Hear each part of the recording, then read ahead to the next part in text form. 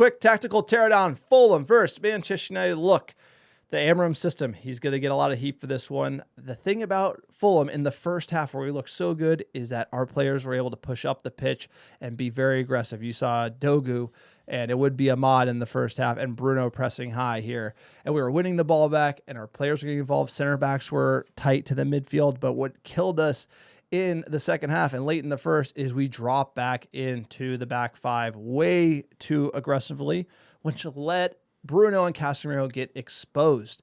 And Fulham's manager, Marco Silva, had the quote. He said, they play with two in the middle, and we overloaded them with our 3 plus Iwobi. And if you look at the Fulham players, it was their 2 midfielders, the 10, and then Iwobi came in on the wing and absolutely overloaded Manchester United. You could see that in our average positioning here, where you have Iwobi, Lucic, Berg, all just below the front line of United, right? So they sent Sessegnon up high, and their other winger, number 21, Castagane, I can't even pronounce his name, but they sent them high to push against our back five, and then you had these 5 players dropping in where Cass and Bruno and Mount were hanging out, and they just overloaded us there. We're able to slip it in behind, and that's where United really faltered. We couldn't make the adjustment.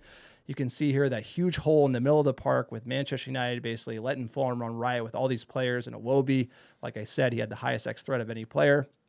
Their deep entries, they had 16 versus our 10. The field tilt 60% to our 40%. They dominated the middle of the park, and we were easy to cut through. Hot knife through butter. This midfield is a problem. We saw it last year. This is where the famous Amorim ball, it doesn't do well when you're getting cut open and you're not generating the chances. And I felt like late in the game, the midfield was Fulham's, and we're struggling to counterpunch. And this tells you everything. Dropping deep in that back 7, if you will, and leaving those 2 midfielders exposed never helps Manchester United. And this is something Amorim has to fix.